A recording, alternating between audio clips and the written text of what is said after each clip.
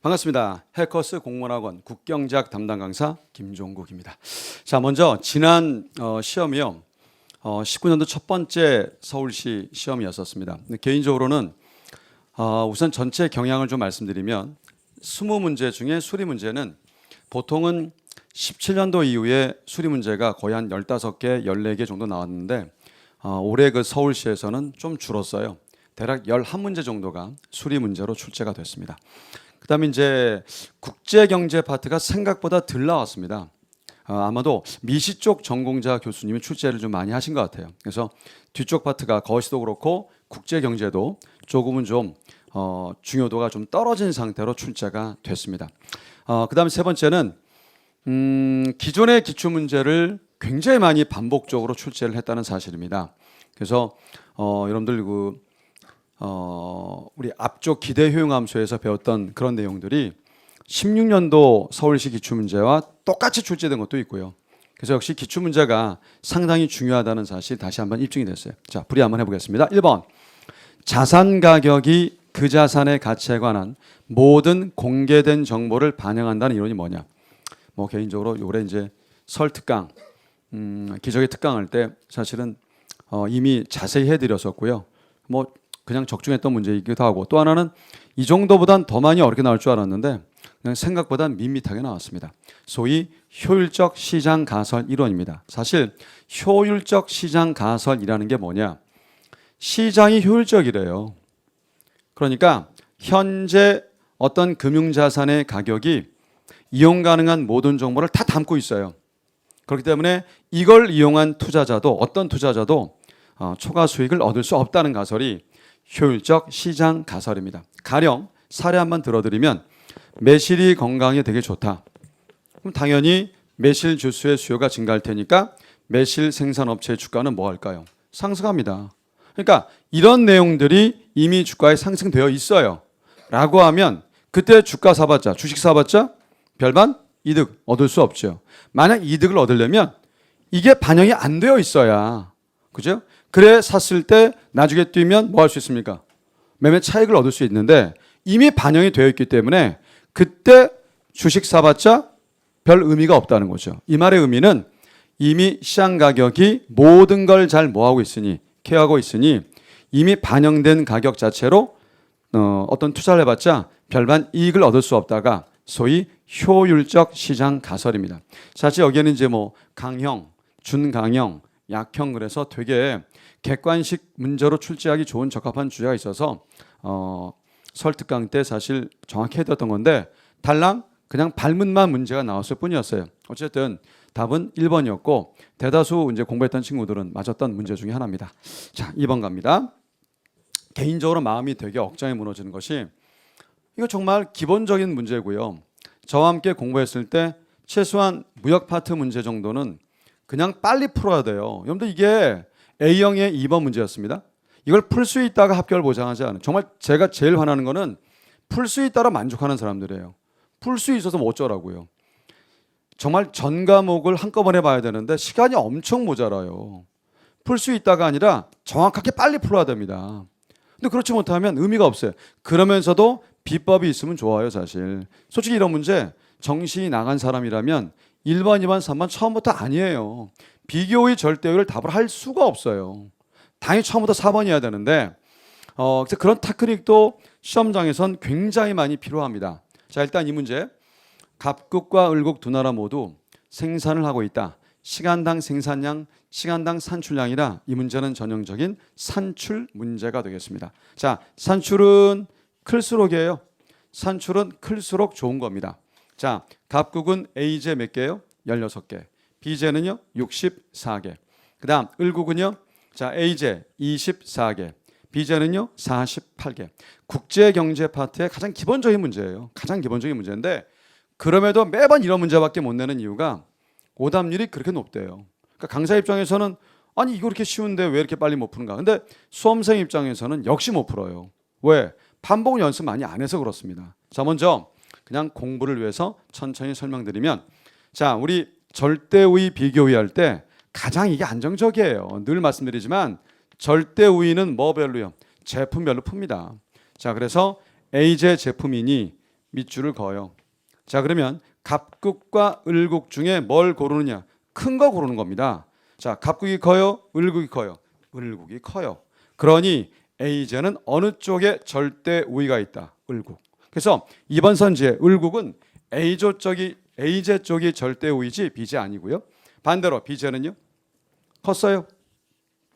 역시 두 개 중에 큰 쪽 갑국입니다.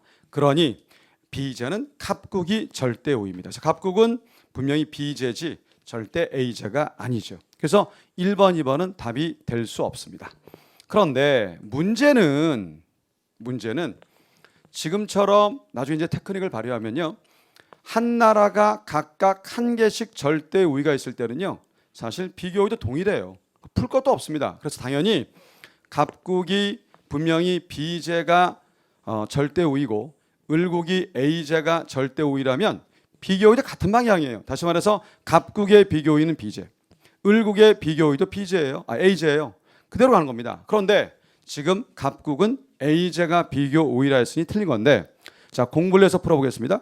자, 비교우위는 나비 작전을 취합니다.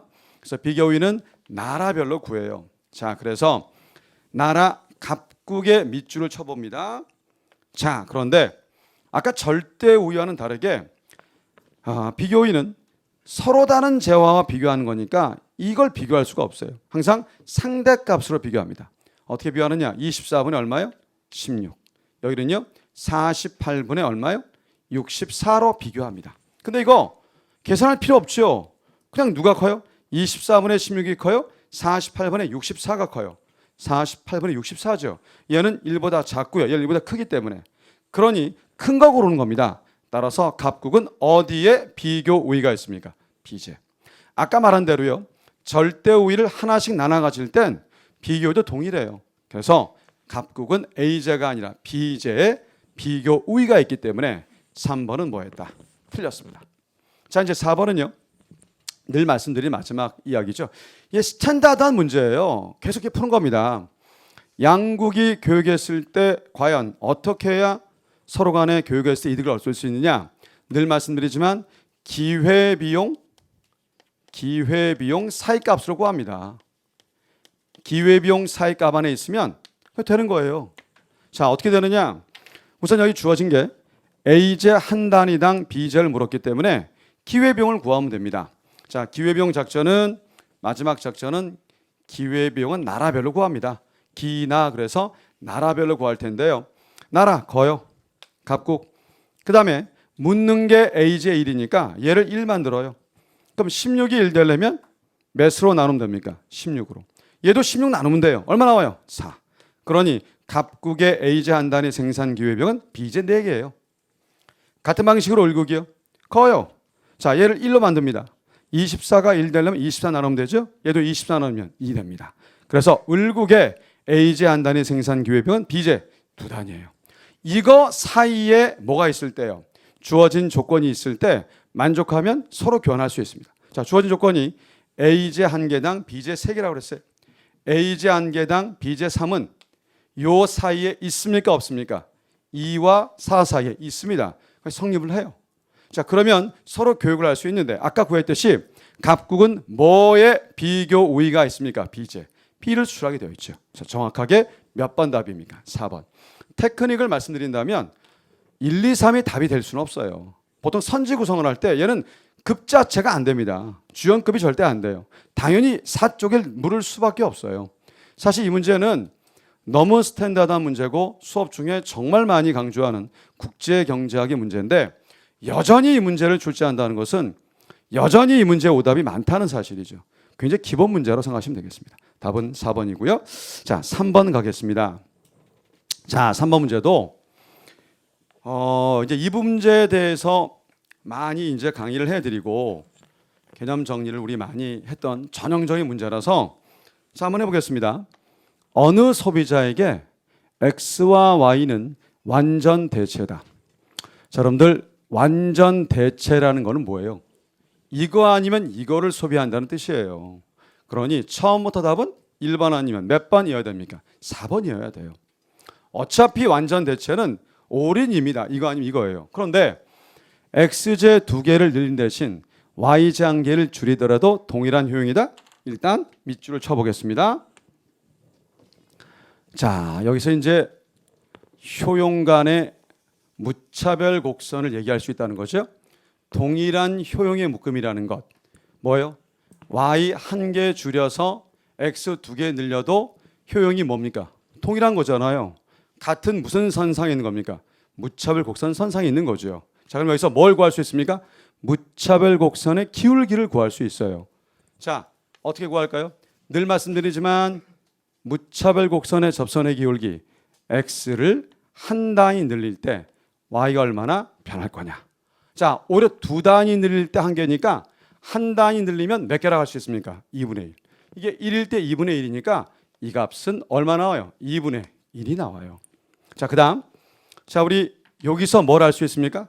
예산선을 알 수 있죠. 여러분들, 제가 분명히 말씀드리지만 예산선 기울기는 친구 이름이에요. 뭐분의 뭡니까? py분의 px. 그래서 예산선은 py분의 px이니 6분의 2 얼마 나옵니까? 3분의 1이 나옵니다. 자, 그러면 우리 이런 과정 속에서의 효용 극대화는 맨 처음 뭘 그립니까? 예산선 기울기를 먼저 잡아요. 얼마요? 3분의 1이었습니다. 그런데 이거와 완전 대체 관계는 선형의 모습이기 때문에 선형을 보이는데 얘의 접선의 기울기 얼마 구했습니까? 2분의 1. 자, 3분의 1이 커요? 2분의 1이 커요? 2분의 1이. 그럼 어느 쪽에서 만나야만 효용 극대화를 보일 수 있습니까? X축이에요. 그래서 모든 구입을 X제로만 구입합니다. 그러면 X값이 2만 원이니까 총 60만 원으로 뭐만 구입한다? X제만. 몇 개요? 30개. Y는 0. 그래서 뭐 늘 다루는 문제고 뭐 이 정도는 충분히 빠르게 풀 수 있었으라 믿습니다. 답은 4번이 되나요? 자, 4번 문제입니다. 자, 이 문제 제가 이제 많이 놀라운 것 중에 하나는 정말 별거 아닌데 별거 아닌데도 맨날 내요. 근데도 이제 많이 틀리죠. 사람들의 선호 체계가 변해서 막걸리 수요가 증가하며 가격이 상승했다. 사실 이 말까지 안 줘도 되죠. 수요 증가는 당근 뭐로 갑니까? 가격 상승. 그런데 이 막걸리 가격 상승이 막걸리는 생산하는 인부의 균형 고용량과 임금에 어떤 영향을 주느냐. 자, 지금 조건은 완전 경쟁적이다라고 했습니다. 자, 한번 해볼게요. 생산물이든 생산 요소든 완전 경쟁을 전제한다면, 자, 생산물은 아무런 말이 없습니까? 완전 경쟁을 전제하겠습니다. 자, 균형은 이윤극대화점은 V, MPL은 어디서 이루어집니까? W입니다. 사실은 이거 그래프 그리면요, 노동 수요 고용량입니다. 자, 임금입니다. 여기요, 노동 공급이에요. 자, 이 상태에서 VMPL은 P 곱하기 MPL이기 때문에 수요 증가해서 P 상승하면 이게 증가해요. 노동 수요 우측 이동합니다. 그럼 그대로 뭐예요? 임금 상승하고요. 고용량 뭐합니까? 증가. 그냥 일반적 얘기일 뿐이에요. 아무 문제가 없어요, 사실. 근데 여전히 이 내용 자체가 낯설게 느껴진다면 이건 기본기일 뿐입니다. 뭐 크게 어려운 내용 아닙니다. 정답은 1번 되겠고요. 자, 그 다음 5번 가겠습니다. 우리를 농락하는 문제죠. B형은 1번에 나왔었는데 어떤 친구 말에 의하면 이런 걸 내다니 뭐 이렇게. 사실은 글쎄요, 모르겠어요. 근데 뭐 시험 문제가 다 어렵다고 하는 건 아니죠. 아무리 어려워도 시험 문제는 끼어 있는데 그렇게 얘기하기에는 너무 쉬웠죠. 자, 생산 가능 인구 100명이다. 이들 중 70명이 취업자다. B경이 20명이라면 여기서 뭐가 나와야 돼요? 경은 얘와 얘 합이니까 얼마 나옵니까? 80. 자, 경제활동 인구가 80인데 취업자가 70이라면 나머지 실업자는 얼마입니까? 더해서 80 나오려면 얼마요? 10명. 솔직히 뭐 이건 진짜 구급도 이렇게는 안 낼 겁니다. 그래서 뭐 기본 문제가 나왔습니다. 답은 3번 되겠습니다. 자, 문제 6번이요.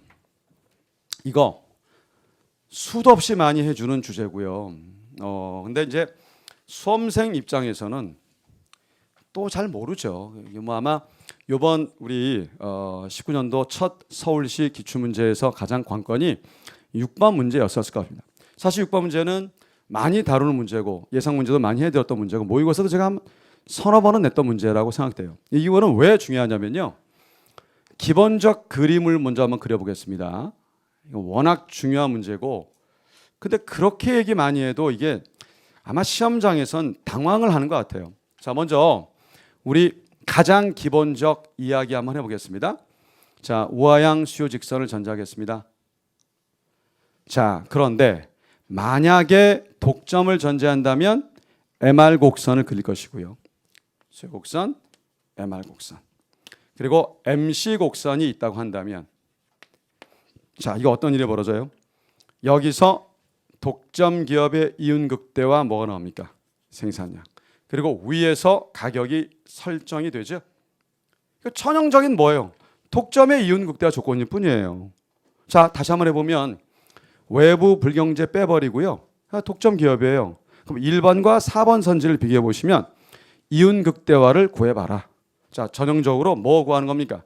MR과 MC 구해서 그냥 구할 뿐이에요. 전혀 뭐 논점 없습니다. 자, 우리 MR은 어떻게 구하죠? 수요 곡선에서 절편은 같고 기울기 몇 배요? 2배. 자, 그냥 구합니다. 우선 여기 나와 있는 수요 곡선 여기 주어져 있죠? 자, 시장 수요량 가격 비의 함수 이렇게 되어 있습니다. 조심할 건 얘를 무어로 만들어야 됩니까? P로 바꿔야 되죠? 그래서 그것만 조심하면 됩니다. Q는 200 빼기 몇 P요? 2P. 얘를 P로 바꾸면요. 2P는 200 빼기 얼마요? Q다 라고 할 수 있죠. 자, 2로 나누면요 100 나누면요 2분의 1. 자, 여기서 뭘 구할 수 있습니까? MR 곡선 구하는 거야 뭐 별거 없죠. 자, 절편은 같아요. 100입니다. 기울기 2배입니다. 얼마요? 그냥 1이 되죠. 그래서 Q. 됐어요. 자, 이제 MC만 구하면 뭐 별거 없죠. MC. 자, 총 비용 곡선을 미분하면 되죠. 자, 이건 상순위가 없어지죠. 미분하면요 2가 앞으로 나오면 1이죠. 1Q니까 그냥 Q라 씁시다. Q. 그러면 이제 우리 요 MC와 MR이 만나면 뭐가 됩니까? 이윤극대와 생산량 구할 수 있죠. 암산도 돼요. 자, 넘겼더니 2Q. 2로 100 나누면요 50. 그래서 얼마입니까? 50. 따라서 1번은 맞다 틀리다. 맞다. 설마 이렇게 복잡해 보이는데 썰렁하게 1번을 냈을 리는 없을 거예요. 가격은요? 요 50을 어디에 대입해서 풀었었습니까? 수요 곡선에 대입하죠. 그래서 여기다 대입하면 돼요. Q가 얼마니까? 50이니까 나누면 25 빼면 75. 뭐 깔끔합니다. 이거 뭐 솔직히 아무 문제 아니죠. 그래서 1번과 4번 선지야 당연히 뭐 한 겁니까? 틀렸다. 뭐 더 이상 얘기할 필요가 없죠. 자, 이제 문제는 그 다음입니다. 여러분 이제 이 부분을 반드시 명심하실 것이 우리가 뭐 이건 정말 제가 많이 맨날 하는 문제고 논점 자체가 너무 분명했던 문제이기 때문에 자, 보세요.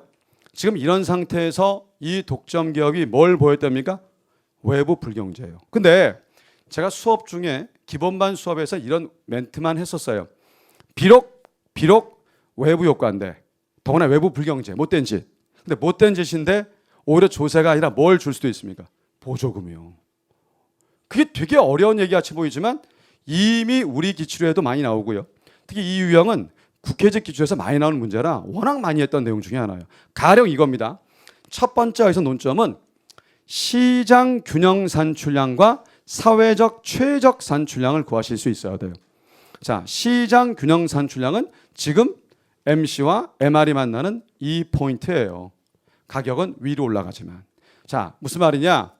MR 곡선과 무슨 곡선이요? MC 곡선이 만나는 점에서 뭐가 결정되어진다?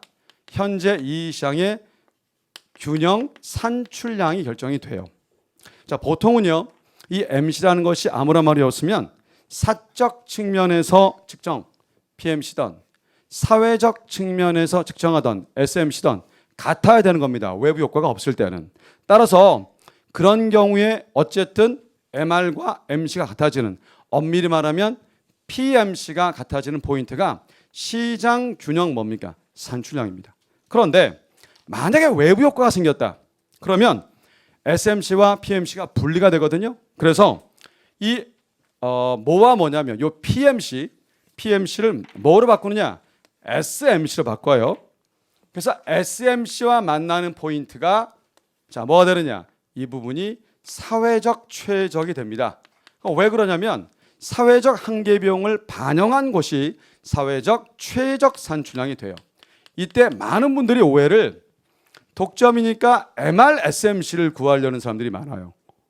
그러니까 만약 SMC가 바뀐다고 한다면 그 SMC와 이 MR을 일치시키려 절대 아니에요. 사회적 최적은 자 PSMC에서 만납니다.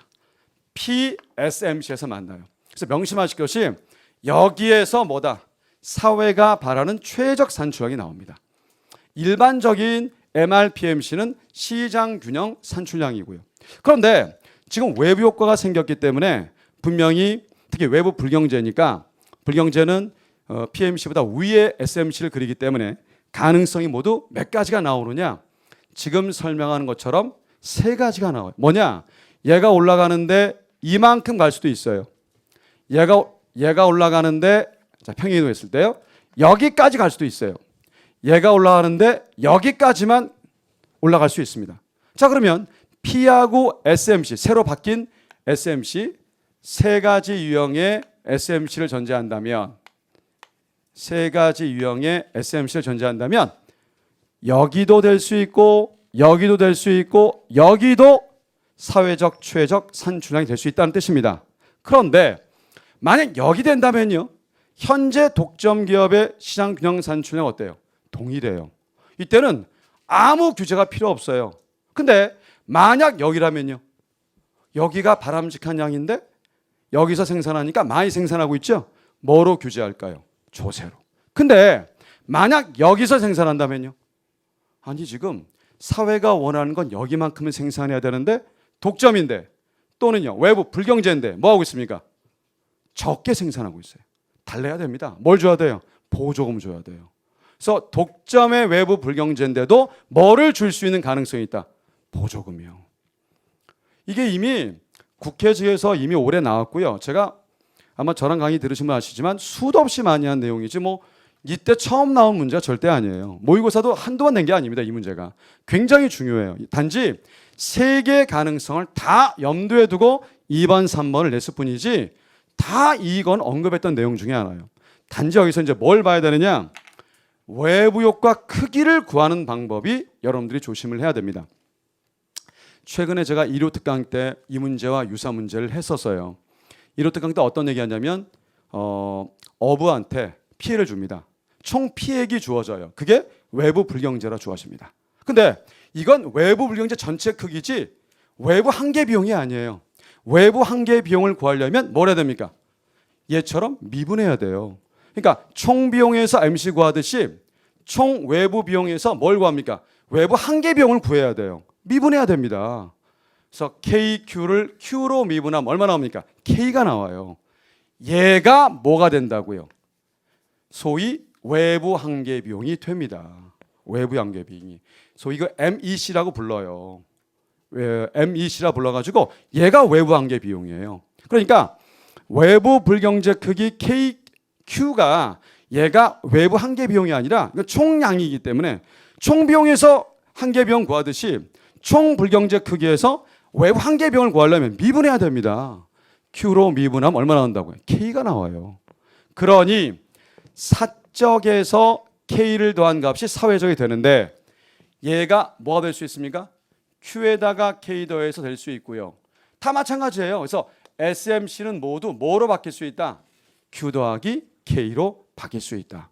그래서 이 SMC 사회적 한계 비용이 사적 한계 비용 Q에다가 외부 한계 비용 K를 더해서 Q 더하기 K가 돼버립니다. 그래서 위로 상방 이동할 때 이렇게 되는 거예요. 자, 그러면 묻겠습니다. 요 SMC와 누가 일치할 때요?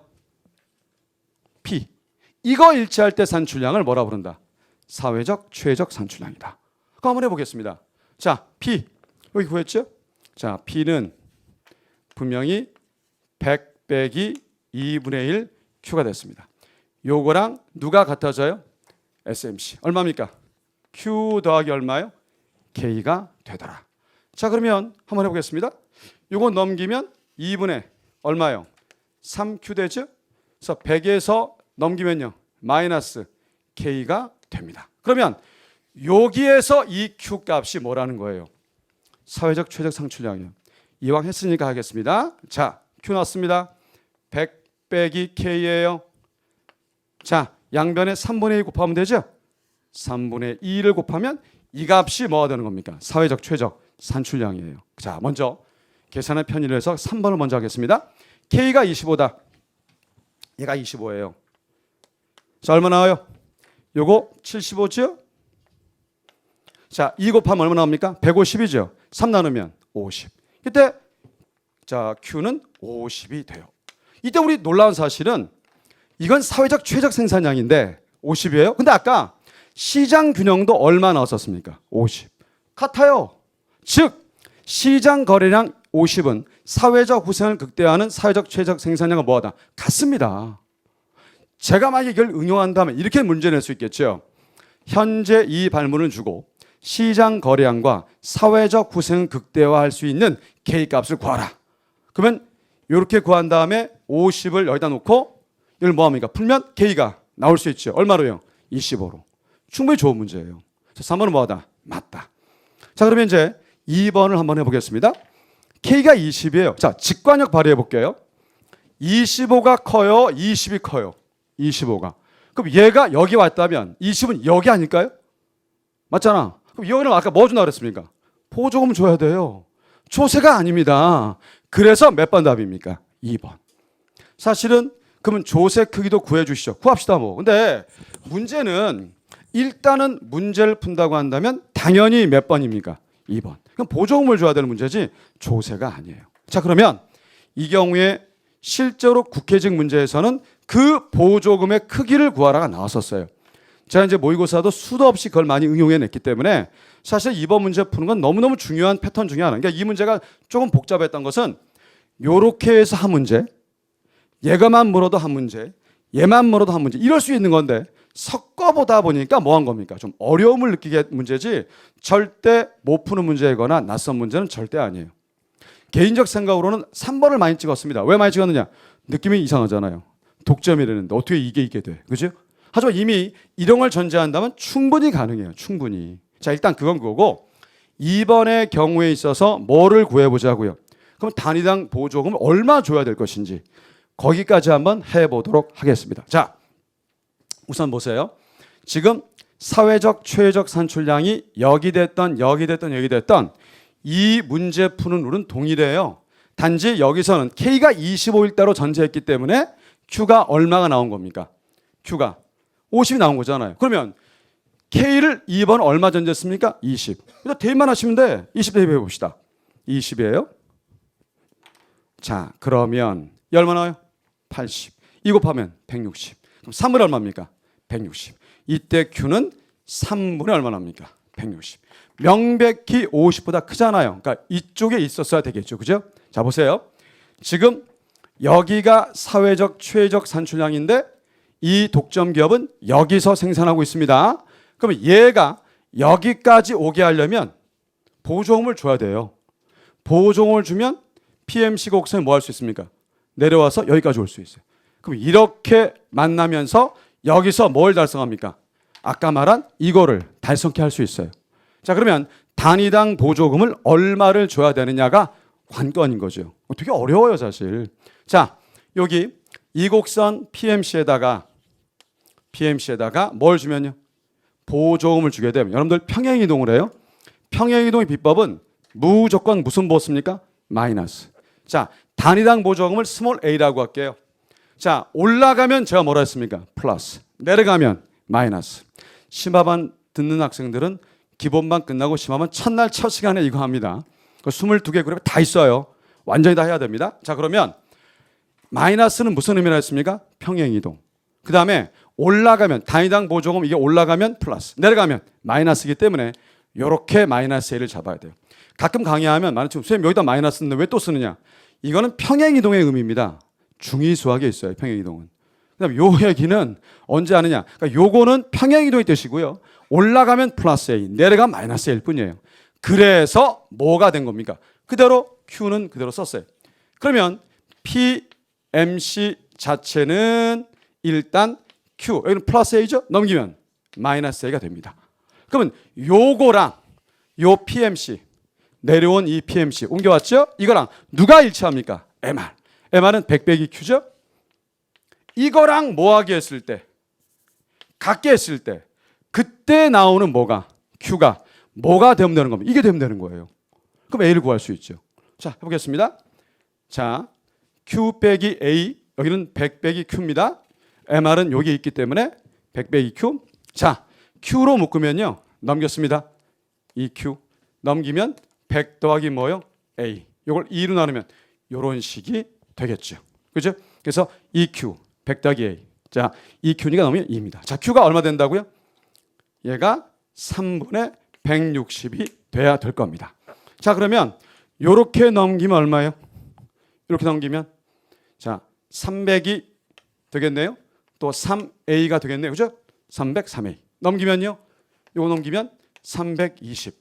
설마 뭐 이렇게 곱하는 거 이상한 사람 없겠죠? 그래서 320, 300, 3A. 자, 넘기면요. 20. 자, 나누면요. 3분의 얼마입니까? 20. 보조금은 3분의 20만큼 줘야 돼요. 이미 기출문제로 나온 적이 있기 때문에 국회직에서 이 정도까지는 푸셔야 돼요. 자, 그래서 답은 몇 번이라고요? 2번이 틀렸습니다. 자, 그래서 아마 발문의 문제 중에 제일 어려웠던 문제가 2번이었을 거예요. 이 문제 자체가. 근데 사실 이 정도는 풀 수 있었으리라 믿습니다. 자, 7번 가겠습니다. 이제 수강생 여러분들이 시험을 봤을 때 가장 힘들어하는 게 연타석으로 낯선 문제 나왔었을 때죠. 그럼 이제 정신 못 차리고 붕 떠버리는데 명심하실 것은 어차피 연타석으로 이상하면 그 다음은 좀 쉽다는 느낌을 가져도 좋아요, 사실. 자, 보겠습니다. 어느 경제에서 생산량과 기술 및 요소 투입 간에 이러이러한 관계가 성립한다. 자, 규모 수익 불변이다. 규모 수익 불변의 뜻이 뭐예요? 모든 요소를 T배 늘렸더니 산출량이 몇 배 느는 거예요? T배만큼만 느는 거죠. 규모 수익 불변입니다. 옳은 거 골라라 그랬어요. 해봅시다. 자, 노동을 2배 늘렸어요. 자, 문제는 노동을 2배 늘렸는데 언급하지 않은 자본은요. 우리 경제에서 시터리스 페리버스 가정에 의해서 언급 안 하면 일정이에요.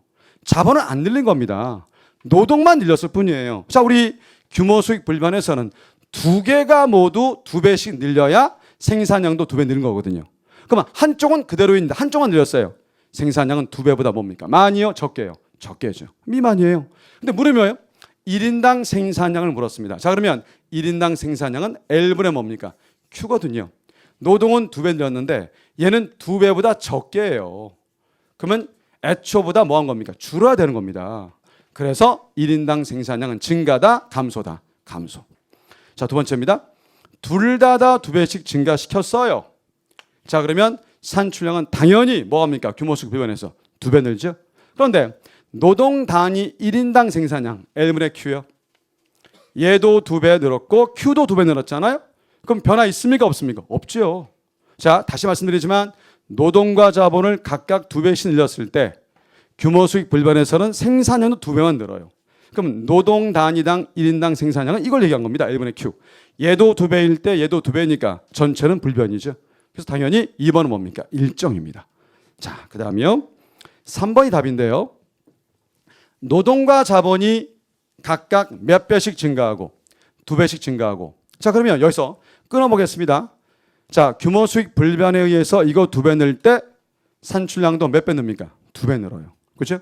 당연히 2배 늡니다. 그런데 우리 이 함수에서 요 함수만이 아니라 y에 영향 주는 a라는 것도 있어요. a가 뭡니까? 바로 기술 수준입니다. 그러면 이거에 의해서 y가 2배 늘었는데 얘가 또 2배 늘었으면 y는 몇 배 늘어야 맞습니까? 4배 늘어야 맞아요.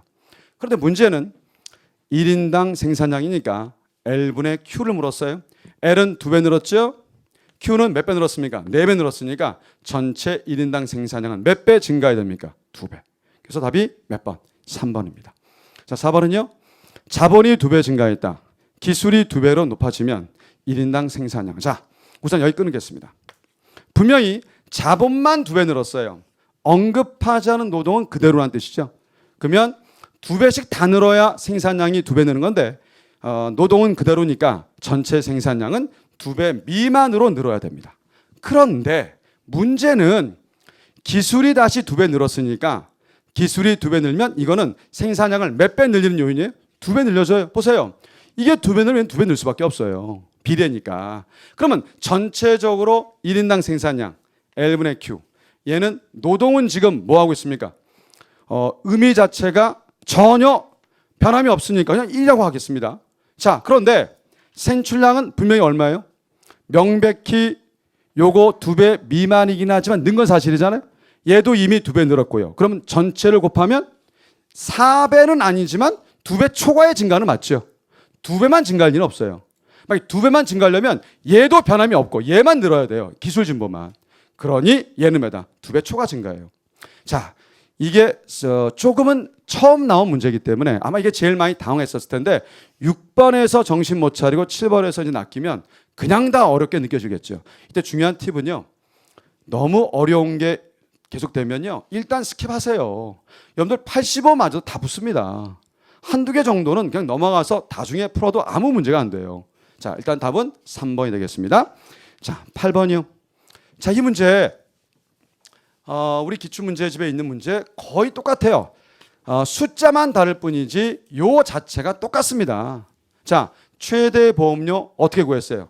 최화. 그래서 애초 자산에서 뭘 빼서 구하였었습니까? 확실성, 등가. 그냥 기본 문제 푸는 거지 다른 게 없었어요. 우선 기대용을 물었으니까 기대용 계산해 보겠습니다. 이 문제를 이렇게 푸시면 마음이 아파요. 1,600만 원이 어쩌고저쩌고 0.4. 그래서 1,600과 0.4를 곱하는 우를 범하지 마십시오. 분명히 말씀드리지만 1,600이 그대로 있으려면 도난당하지 않아야 돼요. 그러니까 얘는 누구랑 곱해야 됩니까? 0.6과 곱하셔야지 0.4 곱하면 끝장입니다. 그래서 도난당하면 자산이 0이니까 0.4 곱하기 0.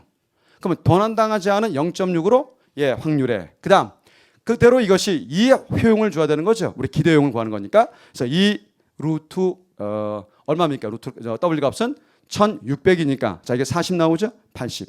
자 86, 48 얼마 나옵니까? 48이 나올 겁니다. 자 다음 몇 번이요? 일단 2번이죠. 근데 여기까지 설명을 드리겠지만 이게 이제 옛날 시험 문제 나올 때도 제가 이제 말씀드린 건데 조금은 좀 문제가 있어요.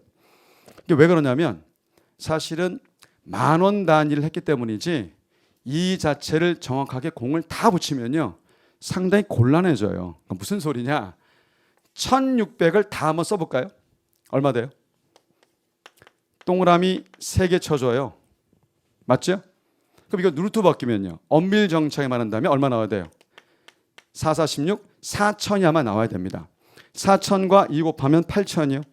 그럼 0.6을 곱하면 이거 없어지니까 4, 6, 48 얼마요? 4,800원이 맞아요 사실은요. 개인적으로는 출제자님이 과거에도 그랬었지만 계속 10,000원을 단위로 내다 보니까 뭐 이런 일이 생겨서 그래서 아마 요거를 안 쓴 것 같아요. 개인적으로. 뭐 어쨌든 48밖에 2개가 없기 때문에 일단 그대로 가겠습니다. 자 이제 최대 보험료는 어떻게 구해요? 최화. 애초 자산에서 뭘 뺍니까? 확실성, 등가를 빼면 되죠. 문제는 확실성, 등가를 어떻게 구해요? 기대 효용과 같아지는 값이죠. 그래서 2 루트 W와 같아지는 48이 그러한 W. 자 넘기면 24죠. 24 제곱하면 W 나오죠. 얼마 나와요? 576. 그래서 최초의 자산 1,600에서 579를 빼면 1024가 되기에 몇 번 답이다? 2번. 기출문제 그대로 냈습니다. 사실은 그래서 기출문제는 여러분들 어쨌든 열심히 푸셔야 돼요. 자 그래서 답은 2번 되겠습니다. 자 이제 9번이요. 마음이 억장이 무너지는 것이 이게 여러분들 사실 이제 문제 출제하신 분의 입장은 충분히 이해하는데 개인적으로는 그렇게 생각을 했다고 하더라고요. 이 소득 재분배에 대해서 일단 해보겠습니다. 인플레이션은 사전에 예상된 부분과 예상하지 못한 부분으로 구분할 수 있다. 예상치 못한 인플레이션은 여러 가지 경로로 사회에 무슨 영향을 미친다. 부정적 영향을 미친다. 어떤 부정적 영향을 미치느냐? 우선 채권자와 채무자의 관계를 한번 떠올려 볼게요. 자, 어떤 관계냐? 이 채무자가 채권자한테 돈을 빌려왔어요. 100만 원 빌려왔습니다. 그래서 노트북을 샀어요. 근데 노트북 값이 예상치 못한 인플레를 만나서 갑자기 200이 됐어요. 그래서 제가 강의 중에 그런 설명하지만 그래서 사장님이 이 채무자한테 뭐라 물었냐면 야 내가 다시 살 테니까 200 줄게 라고 딜을 합니다. 그러면 이 사람은 그냥 팔아요. 그러면 200을 번 거죠. 그중에 얼마 갚습니까? 100 갚으면 앉아서 얼마 벌어요? 100 벌어요. 그럼 이 사람은요? 원래 노트북이 필요했었는데 친구가 빌려다니까 줄여준 건데 그 돈 100 받아서 사러 갔지만 이미 값은 뛰었거든요. 그럼 누가 손해보고 누가 이득입니까? 채무자가 이득이고 채권자는 손해예요. 이런 식의 소득 재분배가 어떤 영향입니까? 안 좋은 영향이죠. 어떻게 채권자가 나쁘고 채무자가 이득을 봐야 됩니까? 이렇게 부정적인 소득 재분배를 올리는데 이런 판단을 했다고 하더라고요. 선생님, 소득 재분배 좋은 거 아니에요? 그거는 부자 쪽 줄여주고 가난한 쪽 올려주는 소득 재분배는 좋은 거죠. 근데 이런 재분배는 나쁜 겁니다. 그럼 이게 만연한다면 돈 빌려서 뭐가 횡행할까요? 투기가 성행할 수 있어요. 부정적인 거죠. 그리고 장기 계약이 왜 만들어지기 어려우냐? 아니, 계약을 할 때 근로자 입장에서 어떤 생각을 하냐면 갑자기 막 물가가 뛰는데 물가 뛰면 실질 임금 뭐합니까? 줄거든요. 그러니까 장기 하기 힘들어요. 다 부정적입니다. 근데 100번 양보할게요. 피셔 가설, 자 이제 이런 얘기했죠. 실질 이자율에 기대 인플레이션을 더했을 때 명목 이자를 결정한다는 것이 피셔의 방정식 피셔 가설이다. 근데 이거 성립 유무가 부정적인 영향이에요. 개인적으로 비문학 독해만 잘 되셔도 그냥 3번 찍으셔야 돼요. 엄밀히 말하면 피셔의 가설, 피셔의 방정식은 기대란 말 쓰는 이유가 이거예요. 물가 뛴 걸 뭐 했을 때, 예상했을 때 이거만큼을 더해서 얘를 구한다가 피셔의 방정식이에요. 만에 하나 이걸 예상하지 못한다면 피셔 가설이 뭐 할 수도 있습니까? 성립하지 않을 수도 있어요. 근데 않을 수도 있다가 그걸 모르겠습니다. 않을 수도 있다는데 성립한다가 만약에 부정적 영향이 있는가? 설사 이 내용을 모두라도 말도 안 되는 내용이지 않습니까? 당연히 몇 번 찍어야 됩니까? 3번이요. 솔직히 개념 자체와 관계없이 이 세 개는 당연히 부정적인 것이지만 3번은 뭐라고요? 성립하든 안 하든 부정적이다라 말하기 좀 그런데 굳이 설명을 다시 하면 피셔의 방정식은 이거에 이거를 더해야만 이게 구한다는 것인데 이걸 더하려면 이게 예상돼야 되거든요. 예상되지 못할 때는 이게 안 더해져서 이 성립이 안 될 수도 있어요. 이것이 정답이기 때문에 3번 일단 답이 되겠습니다. 답은 3번이고요. 자, 10번 가겠습니다. 자, 여러분들 이제 이 안정화 정책, 정책의 동태적 비일관성이요. 뭐 여러 가지 사례로 많이 얘기할 수 있는데 이건 이제 처음 나온 문제입니다. 사실은 기본 공부할 때 점검을 좀 해드리면 이렇게 한번 해드릴게요. 우리 필립스 곡선을 전제했었을 때 지금 A 상태가 최초점이라고 할게요. 근데 만약에 필립스 곡선을 우하향으로 전제한다면 B로 올라갈 수가 있어요. 어떻게 하면요? 확장 정책을 취하면 올라갈 수가 있거든요. 그런데 이 포인트는 A보다 뭐가 작습니까? 실업률이 작아요. 물론 물가는 뛰었지만 처음에 워낙 작았기 때문에 이 정도 뛰는 건 참을다고 한다면 실업률 낮아진 거에 뭐 할 수 있습니까? 혹할 수 있어요. 그럼 이리 갈 수 있습니다. 근데 이런 정책 추행했다가 내버려 두게 되면 장기적으로 어디로 갑니까? C로 가기 때문에 결국은 A에서 확장하면 단계는 B가지만 장계는 C로 가요. 그러면 C점은 뭐 한 겁니까? A점과 비교했을 때 어떤 점이에요? 실업은 그대로 있는데 물가만 뛴 점이에요. 결국 어떤 점입니까? 별반 좋은 점이 아니라는 거죠. 뭔 소리냐? 우리 명심하실 거. 우리 통화주의 가장 중요한 주장이 뭐예요? 단기에는 뭐가 있을 수 있지만 효과 있을 수 있지만 장기에는 효과가 없으니 하라 하지 말라. 하지 말라잖아요. 그러니까 무슨 소리냐? 단기적으로는 이리 가는 게 좋을 듯 보여요. 그래서 갔습니다. 근데 장기적으로는 의미 없잖아요. 그러니 가지 않는 게 처음부터 여길 유지하는 게 일관성을 유지하는 게 뭐한데? 좋은 건데 혹해서 가다 보면 결국 결과는 뭐하다? 안 좋아지더라. 그러니까 비일관성으로 하다 보면 통화정책을 취할 필요가 없는 건데 어떨 때는 취하고 어떨 때는 안 취하는 이런 걸 하다 보면 장기적으로 이득이다 오히려 나쁘다. 이게 뭐라고요? 여기 나와 있는 정책의 동태적 비일관성입니다. 자, 그런데 저는 그 생각을 해봐요. 여러분들 이런 문제를 반드시 공부를 해야만 푸느냐? 절대 아니거든요. 합격자들 보면 다 비문학 독해로 풀어요. 해보세요. 정책의 집행과 효과 발생에 시차가 존재해서 효과가 의도한 대로 나타나지 않을 수 있다. 핵심은 뭡니까? 시차입니다. 시차 때문에 비일관성을 얘기했나요? 제가 분명히 이게 설명할 때 어떤 얘기했습니까? 자, 어떠할 때 가령 50년대 후반에 수요연 인플레이션 때는 긴축을 취하고, 그다음에 70년대 석유 파동 때는 갑자기 소득 정책을 취하고, 그러니까 장기적으로 보니까 일관성이 없잖아요. 이에 비해 통화주의는 늘 뭐라 말합니까? 준칙주의. 처음에는 와닿지 않지만 뭐가 와닿아요? 뭔가 하는 게 자랑껏. 근데 장기로 봐서는 의미 없지 않습니까? 그런 걸 의미하기 때문에 시차 문제를 얘기할 리가 없어요. 그다음에 3번. 상당수가 3번을 찍었어요. 이건 정치 문제지 경제가 아니에요, 여러분들. 정권마다 다른 정책 방향을 가지기 때문에 일관성이 가지기 어렵다? 그건 말이 안 되는 정치 논리지 경제와는 무관합니다. 근데 상당수가 3번을 찍었더라고요. 자, 4번.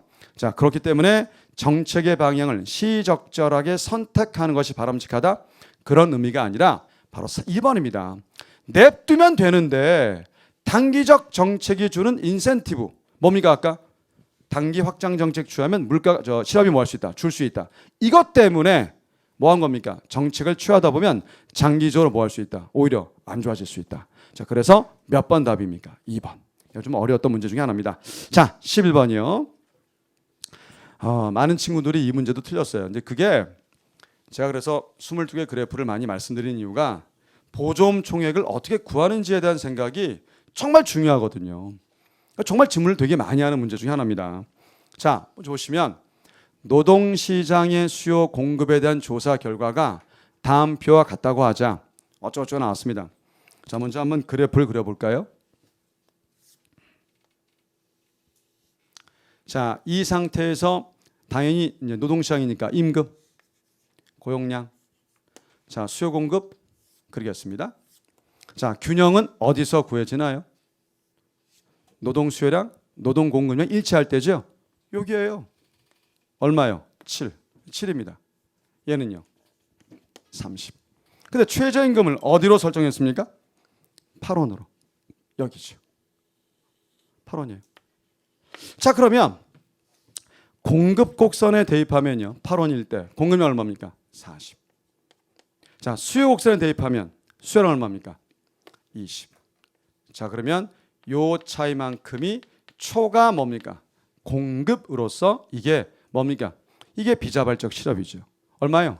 40에서 20 빼면 20이 나옵니다. 여기까지는 다 풀어요. 뭐 별거 없죠. 자, 이제 묻겠습니다. 여러분들 보조금 총액이라는 거에 대해서 많은 친구들이 이제 의아하게 여기는데 이걸 따지기 전에 제가 22개 그래프 공부할 때 보조금을 줄 때 보조금 총액 어떻게 썼어요? 자, 공급자한테 수요자한테 보조금을 주는 사례를 낸다고 한다면 수요선이 만약에 어떻습니까? 올라가죠? 그래서 여기에서 새로운 뭐가 생깁니까? 균형 가격이 생기죠. 그죠? 그래서 소비자는 생산자한테 돈을 줬었어요. 그런데 국가에서 이걸 했었을 때 소비자가 잘했으니까 보조금을 주면 뺀 것만큼 여기가 누가 진짜 내는 가격이었습니까? 소비자. 이거 아니었어요. 그러면 문제는 이겁니다. 여기서 보조금 총액은 어떻게 구했었나요? 단위당 보조금에다가 거래량을 전부 다 곱해야 돼요, 여러분들. 전부 다다.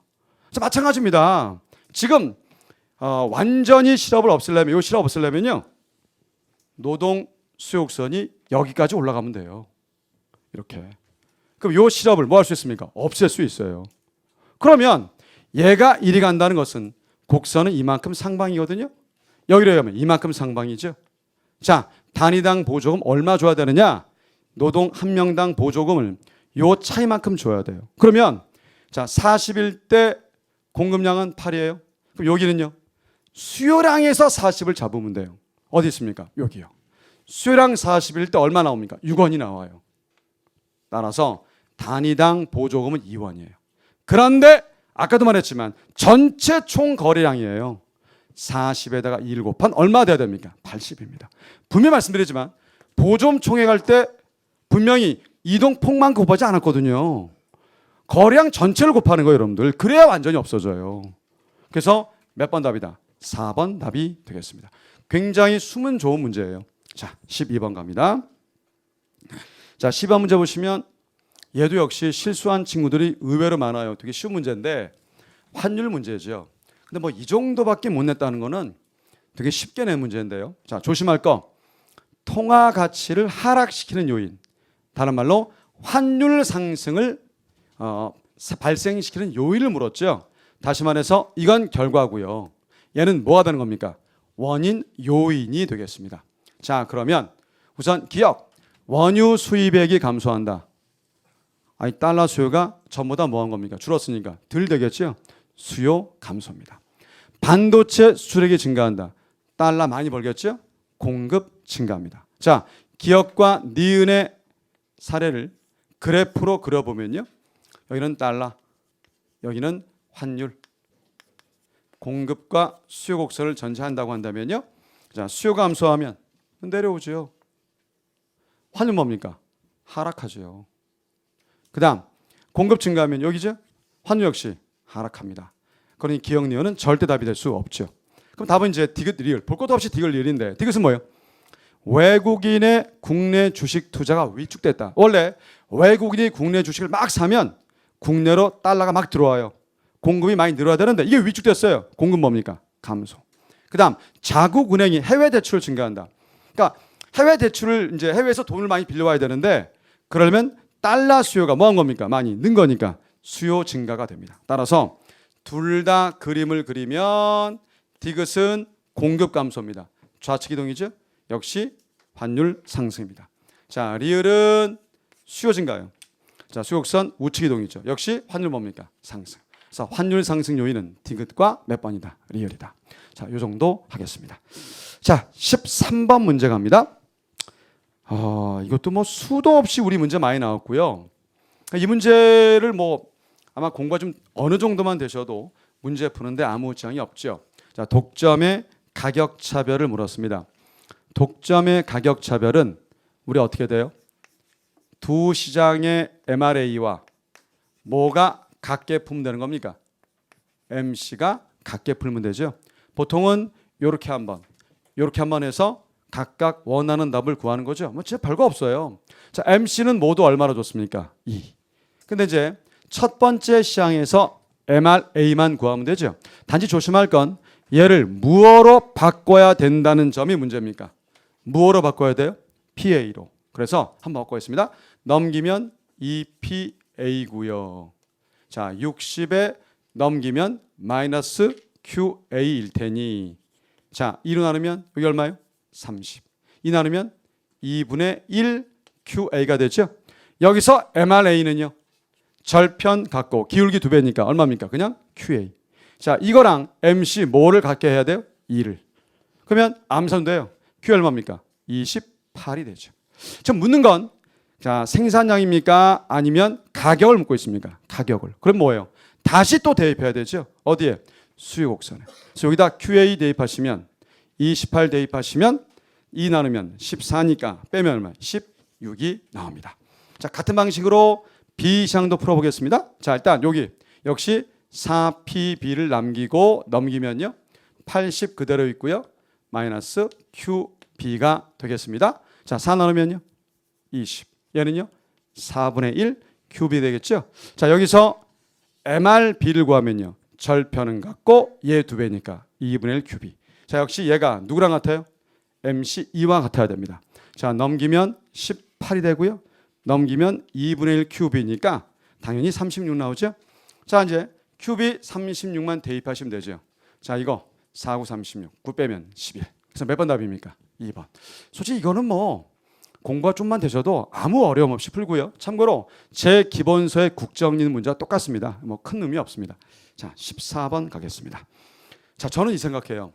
테일러 전축이 최근에 많이 나와서 작년부터 이제 선을 보여서 분명히 해야 되는데 제가 제일 마음이 아픈 건 이걸 공부를 해야만 풀 수 있는지 저는 모르겠어요.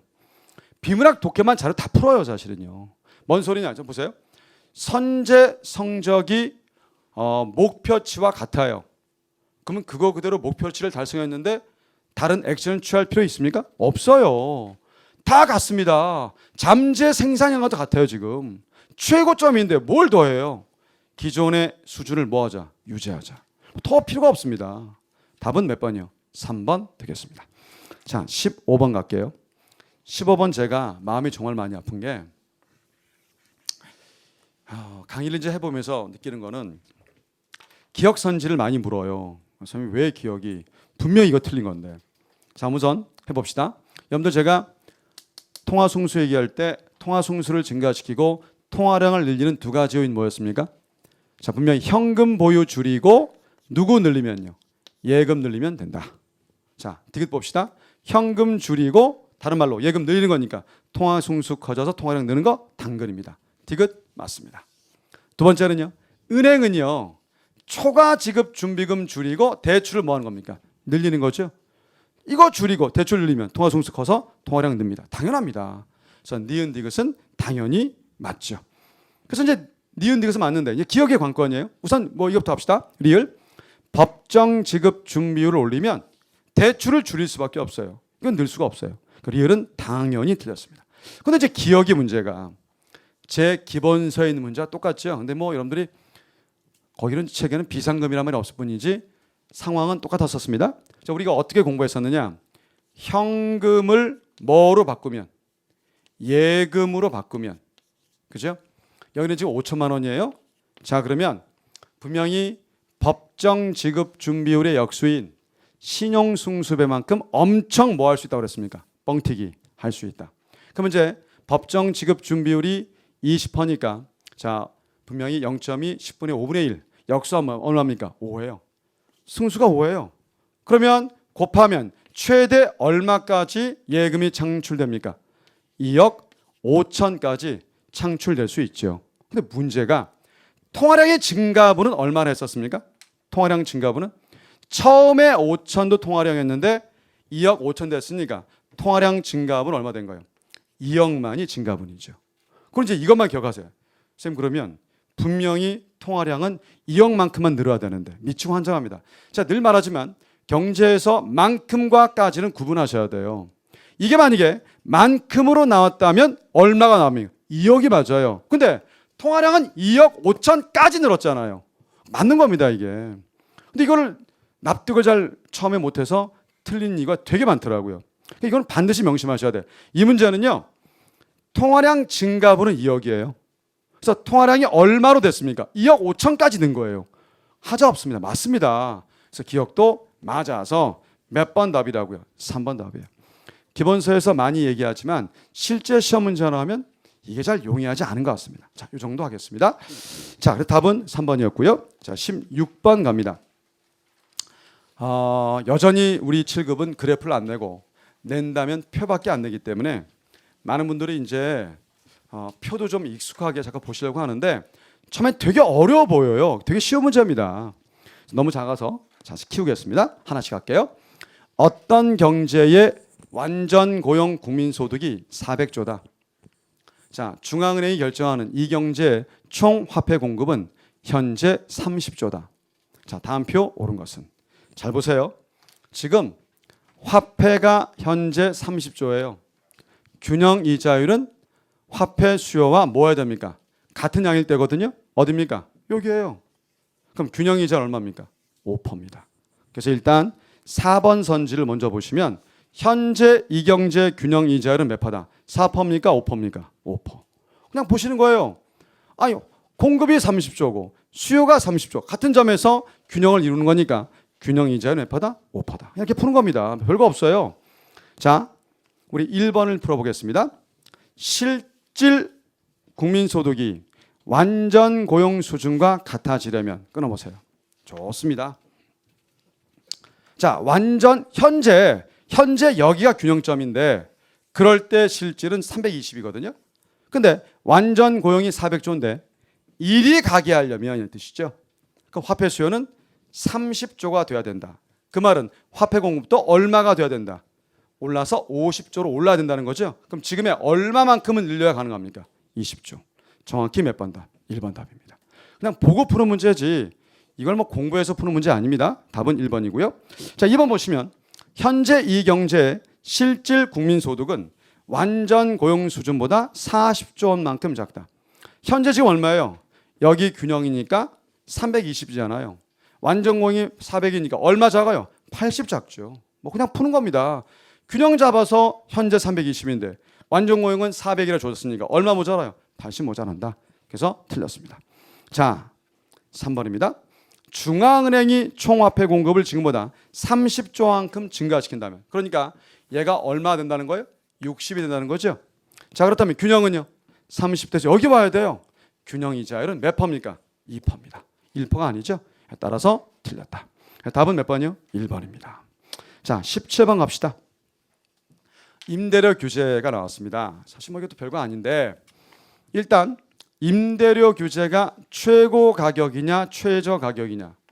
여러분들, 임대는 누구 입장에서 약자예요? 소비자 입장이 약자죠. 그럼 이걸 규제한다는 것은 누구를 위한 겁니까? 당연히 소비자를 위한 거예요. 최고 가격제예요. 그러니 균형보다 어떻게 하라? 낮게 하라. 당연합니다. 그러면 이 가격에서 이만큼의 수요량인데 이만큼의 공급량밖에 없기 때문에 뭐요? 초과 수요. 이걸 충족시키기 위한 뭐가 생길 수 있습니까? 암시장. 그래서 기억은 맞습니다. 그런데 현재 요 가격에 요 정도만 공급을 하고 있어요. 그럼 이 건설업체 어떨까요? 먹고 살기 쉽지가 않아요. 결과적으로 주택의 질이 뭐 할 수 있습니까? 떨어질 수 있고, 장기에는 그런 공급을 뭐 합니까? 줄일 수밖에 없습니다. 그래서 기억, 니은 등은 모두 맞습니다. 문제는 리을이에요. 보세요. 여러분들 이제 이 의미만 보시면 되는데, 비가격 방식의 임대 방식으로, 도대체 무슨 소리냐? 자, 여러분들 이제 이 보시게 되면 지금 현재 뭐가 생겼습니까? 지금 여기서 나올 때 이렇게 규제해 버리니까 초과 수요가 생겼잖아요. 근데 초과 수요를 뭐 할 수 없어요. 해결하지 못하니까 가격으로 해결하지 못하잖아요. 왜? 가격을 왔다 갔다 못하니까. 원래 가격으로 해결한다 어떻게 됩니까? 수요 많고 공급 적으면 알아서 올라가요. 이게 가격 방식으로 해결하는 건데 그게 못하게 되어 있잖아요. 법으로 묶어놨으니까. 그렇게 되면 결국 가격 이해 방식, 비가격 방식으로 해결하다 보면 결국 임대주택이 지금처럼 줄거나해서 비효율성이 뭐 할 수 있다? 남발될 수 있다. 그래서 리을도 맞습니다. 그래서 기억, 니은, 디귿, 리을이 몇 번이요? 4번. 개인적으로는요. 3개 맞기 때문에 리을은 실익이 없어요. 사실은요. 바로 몇 번 답입니까? 4번 답입니다. 자, 18번 가겠습니다. 자, 이거 뭐 매번 얘기하는 문제고 22개 그래프에도 맨날 얘기하는 문제인데 여러분들 재정정책 취하면 우리 어때요?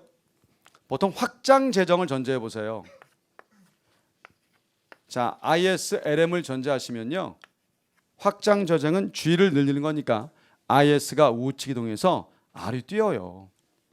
자, 확장 금융을 한번 전제해 보겠습니다. 확장 금융을 전제해 보면 M을 증가시키면 LM이 우측 이동이라 R이 떨어져요. 통상 재정 정책은 R 상승, 통화 정책은 확장이요. R 하락이 일반적이에요. 따라서 이번처럼 이자율에 미치는 영향이 동일할 수가 없어요. 당연히 다음 몇 번입니까? 2번 틀렸습니다. 3번을 먼저 보시면요. 따라서 서로 반대니까 한쪽에 영향을 주려면 함께 쓰면 이게 뭐 할 수 있습니까? 폭이 줄을 수 있죠. 맞습니다. 그 다음 재정 적자 누적이 문제냐 인플레이션이 문제냐 두 개 중에 뭐가 심각하냐에 따라서 얼마든지 뭐 할 수 있다. 예, 취할 수 있다. 그래서 이거 뭐 당연한 말이고요. 이제 문제인지 1번을 좀 조심해서 보십시오. 두 정책의 상대적 효과는 소비 투자 등 민간 지출의 이자 탄력성 크게 달려있다. 딱 하나만 할게요. 투자. 여러분들 투자의 이탄이 제가 클수록 뭐라 했었습니까? 투자의 이탄이 클수록 IS 곡선이 뭐 됩니까? 완만해지죠. 그러면 상대적으로 LM이 가파라지면 누구 정책장이 됩니까? 통화정책. 반대로요. 이탄이 작으면요. 특경사 돼요. 자, 그러면 상대적으로 LM이 완만한 거니까 누구 짱이에요? 재정짱이에요. 당연히 결정돼요. 그래서 1번도 맞습니다. 자, 19번 가겠습니다. 제가 이것도 작아서 키울게요.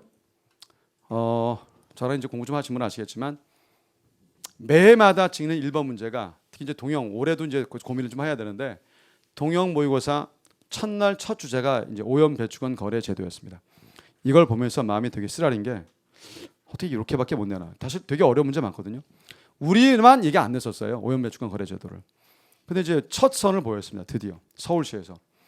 그래서 개인적으로는 아마 이게 물꼬를 트면 국가직도 좀 더 난이도 높게 아마 낼 가능성이 높은데 사실 별거는 정말 아닌데 하나만 쓰시죠. 요 작전 하나로 푸는 거예요. 쌓이고 별짓 다 하는데, 자, 오염배출권 거래제도에서는 어떻게 한다? 오염배출권 감축 비용이 싼 쪽이 뭐가 된다? 공급자예요. 공급자입니다. 자, 지금 발문의 문제를 독해해 보면요, 현재 오염 배출량이 150단이에요. 이걸 제한하는, 현재 이렇게 하고 있는데, 그래서 각 기업한테 50단위의 배출권을 부여했어요. 그러면 각 기업 모두 50씩 이 배출권 티켓을 받았습니다. 그렇다면 얘는 50을 배출하는데 허용 티켓이 50이니까, 자, 추가적으로 감축해야 될 비용은, 양은 전혀 없는 거죠. 근데 B기업은요, 60 중에 50은 50장으로 허용할 수 있고 나머지 10톤을 뭐 해야 됩니까? 얘를 정화해야 돼요. 그 다음에 C기업은요, 나머지 20톤을 뭐 해야 됩니까? 정화해야 됩니다. 자, 근데 중요한 것은, 그래서 관점은 여기에요. 감축 비용이 싼 쪽이 뭐라고요? 이게 공급자입니다. 그러니까 어떻게 하느냐? 이거보다 비싸게 배출권을 받아올 수 있다면 차라리 배출권 티켓을 팔아버리고, 가령 30을 만약 뭐 했다? 받았다. 톤당. 한 장당? 그러면 30 받고 한 장을 팔았어요.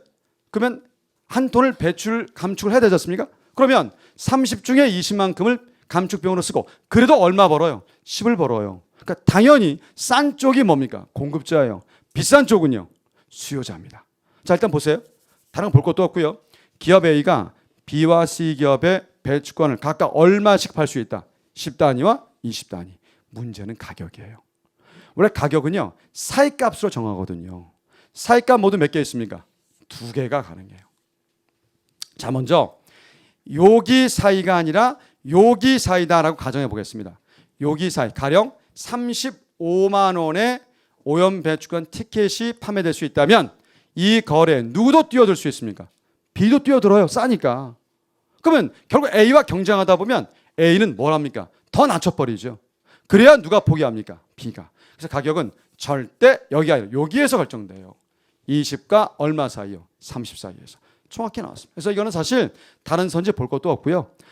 개인적으로는 좀 더 어렵게 낼 수 있었는데, 아마 처음 문제라 굉장히 완화되게 냈는데, 아마 국가직에선 이걸 반영해서 아마 한 문제, 새로운 문제 나오면 반드시 유사 문제를 그 다음 문제에서 내요.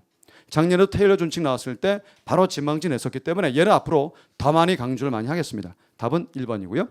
자, 마지막 20번 가겠습니다. 나머지 선지 볼 필요 없습니다. 자, 이 문제 사실 되게 쉬운 문제인데, 이걸 이제 심화반에서 탄력도 얘기를 이제 이렇게 만들어서 해드리면 좋죠. 뭐냐? 소득 수준에 상관없이 소득의 절반을 식료품 구입에 사용한다. 소득을 M이라고 할게요.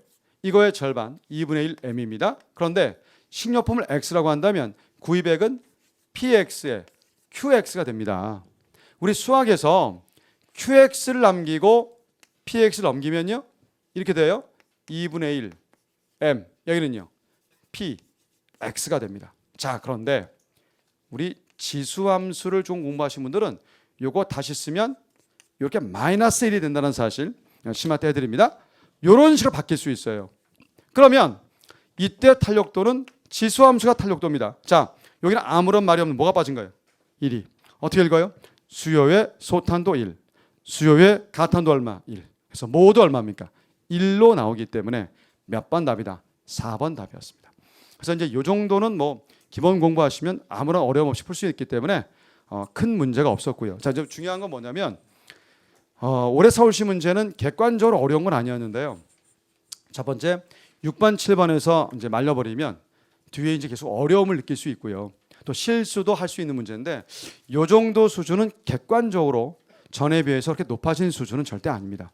개인적으로는 중상 기껏해야 그 정도 수준을 보였었고, 상 정도 수준은 절대 아니었었고요. 단지 이런 문제를 여러분들이 어떻게 풀 것인가의 방법을 따진다고 한다면 정말 어떻게 풀어야 됩니까?